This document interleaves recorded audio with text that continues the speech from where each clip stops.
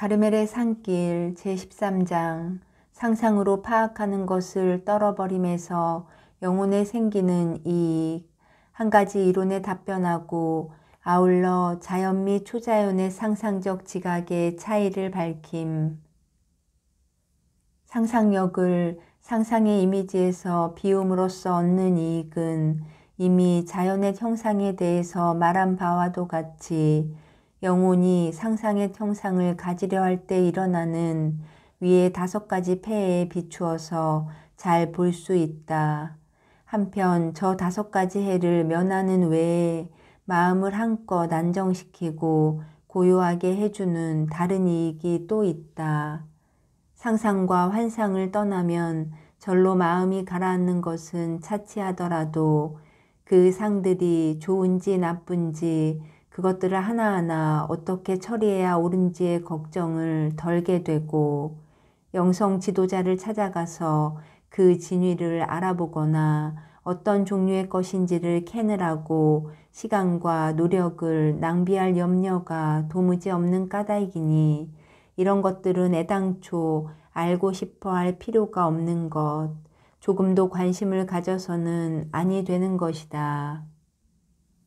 이런 따위를 아는 데에 낭비할 시간과 여력이 있으면 차라리 더 좋고 훨씬 이로운 수행에다 쓸 일이니 이를테면 하느님과 함께 있고자 마음을 닦는 일, 오로지 영성 및 감성의 가난과 벗음을 추구하는 일인데 이것은 바로 안팎 모든 위로와 지각의 털을 아주 없애는 데에 있는 것이다. 이 수행은 형상들을 멀리하는 마음과 힘씀으로써 높이 쌓아지는 법, 상상의 형과 상과 꼭두를 멀리하면 할수록 이런 것들을 지니지 않으신 하느님께 더욱 가까워지는 커다란 이익이 따라오게 마련이다. 그러나 다음과 같은 질문이 나올는지 모른다. 그렇다면 어찌하여 많은 영성가들이 하느님과의 통교와 당신께 대한 느낌을 힘써 이용하라고 권하는가? 그리고 하느님께 받지 않고는 아무것도 당신께 드릴 수 없으니 드릴 것을 가지기 위해서 받으려는 마음부터 먹으라 함은 무엇인가?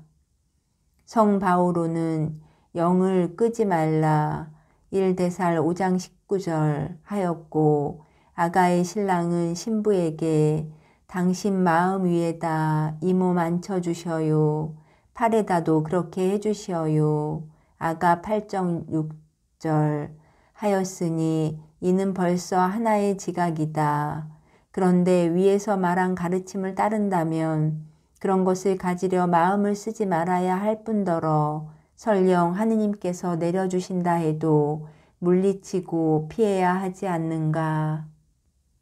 하지만 하느님께서 주시는 것이면 좋으라고 주시는 것이요 좋은 결과를 위해서 내리신다는 것이 명백한 만큼 진주를 못되게 버려서는 안 될 것이 아닌가. 더구나 하느님께서 내리시는 것을 아니 받으려 함은 당신의 은혜 없이 우리 힘으로 뽐내려는 하나의 교만이 아니겠는가. 이 이론에 대하여 충분한 답변을 하는 데에는 이 책의 제2권, 제16장과 17장에 말해둔 것을 유의할 필요가 있다.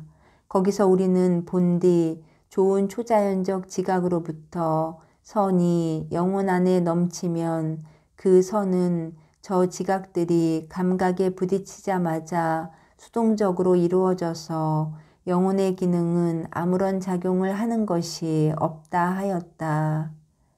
그렇다면 의지가 구태여 지각을 받아들이는 작용을 하잘 까닭이 없으니 이 역시 이미 말한 대로 그 경우 영혼이 제 기능을 가지고 작용하려 든다면 힘을 부림으로써 어떤 이익을 얻기보다 도리어 하느님께서 저 지각을 통하여 영혼 안에서 일하시는 초자연스러운 것을 하찮은 본성의 작용으로 맡게 될 터이니 말이다. 저 상상적 지각의 영이 수동적으로 영혼에게 주어지듯이 영혼은 이 초자연적 지각에 있어서도 아무런 내외의 작용이 없이 다만 수동적인 태도를 취해야 되는 것이다. 이것이 바로 하느님께 대한 느낌을 잘 지니는 법이니 낮은 수법으로 잃어버릴 이 느낌을 이러한 법으로서 잃지 않게 된다. 이것이 또한 영을 꺼뜨리지 않는 것이니 하느님께서 이끄시는 방법이 아닌 다른 방법을 영원히 쓰려 했던들 꺼뜨리고 말았을 것이다. 그렇다. 이 지각의 경우처럼 하느님께서 당신의 영을 수동적으로 받으라 하시는데 그때 만일 영혼이 이성을 부려서 능동적인 태도를 취하고 지각에서 무엇을 찾아내려고 하면 영을 꺼뜨리게 되는 것이다. 이것은 분명한 사실이다. 왜냐하면 영혼이 제 힘을 부려서 일을 하려 할 때 그 일은 자연적인 것 이상이 못 되는 것이니 제 힘이란 제 이상의 가능성이 없는 까닭이다. 하느님께서 영혼을 움직이시어서 초자연 안에 두시지 않는 이상 영혼은 초자연으로 움직이지도 움직일 수도 없는 게 아닌가.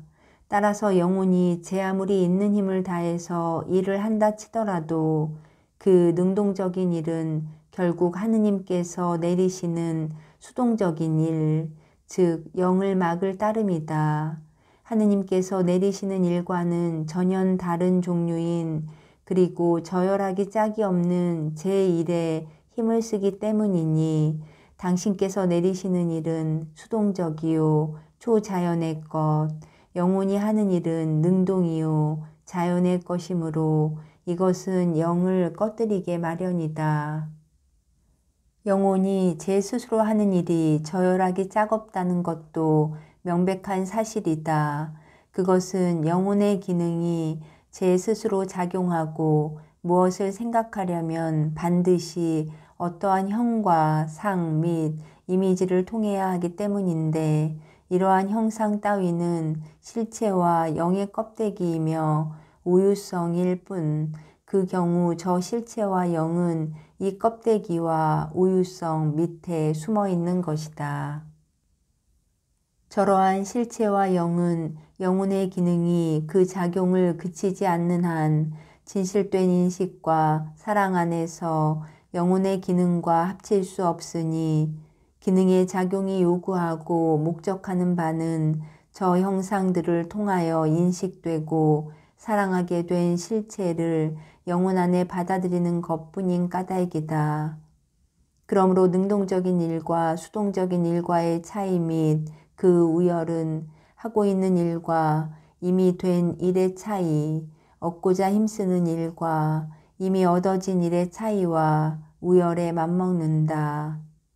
이로 미루어 볼 때 위에서 말했거니와 만약에 영혼이 하느님께로부터 수동적으로 받는 영의 초자연적 지각에 대해서 능동적으로 제 기능을 부리려 한다면 분명 그것은 이미 된 일을 다시 하려는 짓이요 이미 된 일을 기꺼워하지도 않는 짓일 것이니 제 힘으로 한다는 일은 이미 된 일에 해살이나 놓을 뿐 아무 쓸데가 없을 것이다.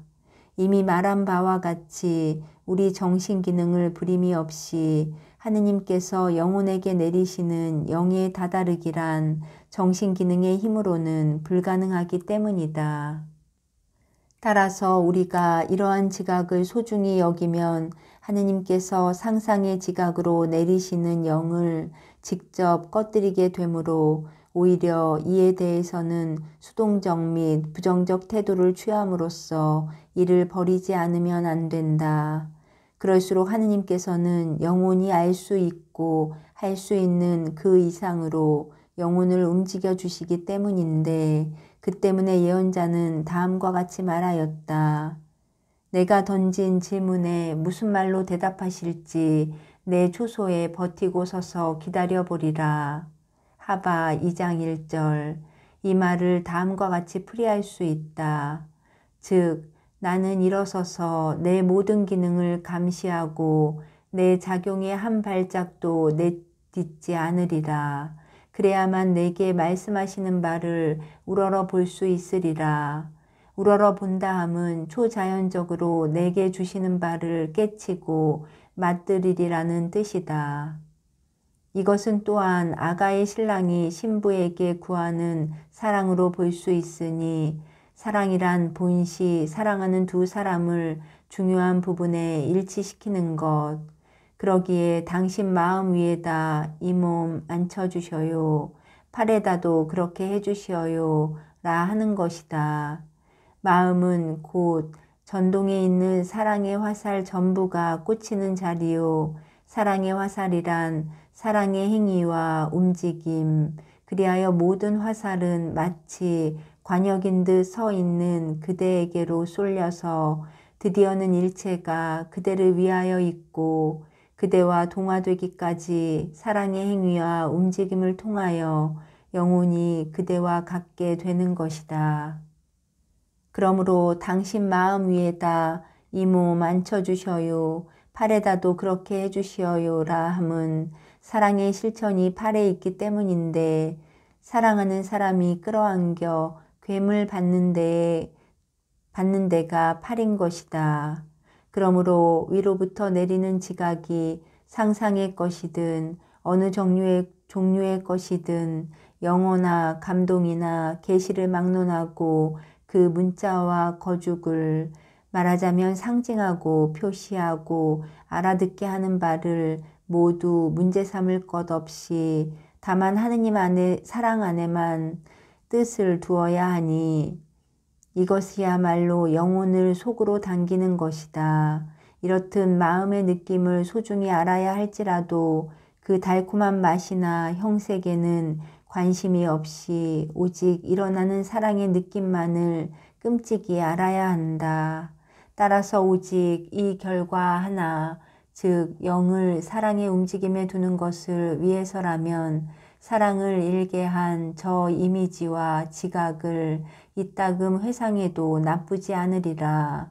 왜냐하면 회상을 할 때 비록 은혜를 받는 첫 번째의 결과가 나타나지는 않는다 해도 회상을 하노라면 사랑이 새로워지고 하느님께 향하는 마음이 더해지기 때문이다. 특히 어떤 상과 이미지와 초자연스러운 느낌은 어찌나 깊이 영혼 안에 찍혀지던지 오랜 시간을 두고 지워지지 않을 뿐더러 때로는 영영 가시지 않기에 더욱 그렇다. 이렇듯 영혼에 찍혀진 것들은 그 생각을 다시 할 때마다 많고 적고의 차이는 있을망정 거의 항상 사랑과 빛과 감미의 신묘한 결과를 자아내게 마련이니 이를 위해서 찍혀졌기 때문이다.